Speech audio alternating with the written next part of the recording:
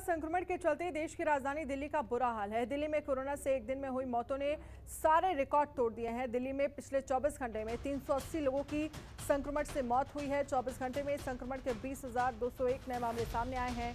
दिल्ली में कोरोना से अब तक 14,628 लोगों की मौत हुई है। दिल्ली में संक्रमण दर में इजाफा हुआ है। सोमवार को दिल्ली में संक्रमण दर 35.02% दर्ज हुई। देश की राजधानी दिल्ली का कोरोना के चलते दम घुटने लगा है। कोरोना से मरने वालों का आंकड़ा अब सारे पुराने रिकॉर्ड ध्वस्त कर चुका है। दिल्ली में पिछले 24 घंटे में कोरोना से 380 लोगों ने जान गंवा दी है। साथ ही 20,201 नए मामले भी दर्ज किए गए हैं।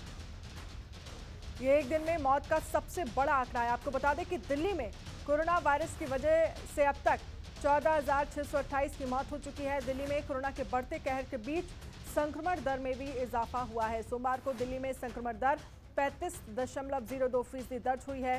साथ ही दिल्ली में 24 घंटे में 57,690 कोरोना टेस्ट हुए हैं, जो अप्रैल के महीने में हुए टेस्ट का सबसे कम आंकड़ा है। 11 अप्रैल को दिल्ली में सबसे ज्यादा 1,14,288 टेस्ट हुए थे। देश की राजधानी में सक्रिय मरीजों की संख्या 92,358 पहुंच गई है।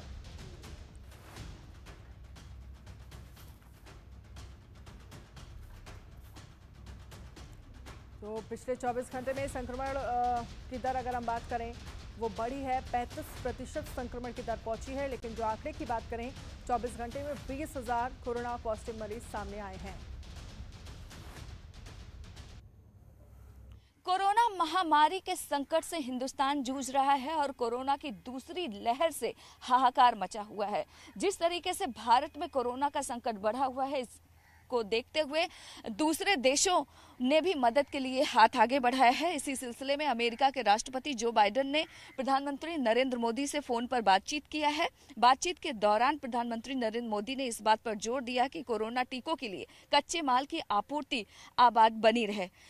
अमेरिका के राष्ट्रपति ने भी पूरा आश्वासन दिया है कि भारत की इस लड़ाई में अमेरिका भी उसके साथ है। यही नहीं, भारत की मदद करने के लिए अमेरिकी कंपनियों ने 40 सीईओ ने ग्लोबल टास्क फोर्स बनाया है। इसके अलावा ब्रिटेन से 100 वेंटिलेटर और 95 ऑक्सीजन कॉन्संट्रेटर की खेप हिंदुस्तान पहुंच चुकी है।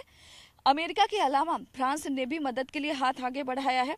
भारत को उपलब्ध कराएगा ऑक्सीजन जनरेटर। यानी कि जिस तरीके से ये संकट देश में जारी है, उसको लेकर अन्य देशों ने भी हिंदुस्तान की मदद की है। क्योंकि कोरोना का जब शुरुआती लहर था तो हिंदुस्तान ने सबको दवाइयां पहुंचाकर मदद की थी और अब दुनिया भारत की मदद कर रहा है। इसके अलावा WHO ने भी कहा है कि जिस तरीके के हालात भारत में बने हुए हैं, ये दिल तोड़ने वाले हालात हैं। हालांकि जिस तरीके से हिंदुस्तान अन्य देशों की हमेशा से ही मदद करता रहा है, अब हिंदुस्तान की मदद करने के लिए बाकी देशों के लोग भी आगे आए हैं। यानी कि कोरोना महामारी की इस लड़ाई में हिंदुस्तान के साथ बाकी विश्व के देश भी शामिल हैं। कैमरा पर्सन शेरा सिंह के साथ ममता चतुर्वेदी, जनतंत्र टीवी। खबरों के निष्पक्ष विश्लेषण के लिए सब्सक्राइब करें Janatantra TV and press the bell icon. Never miss any update.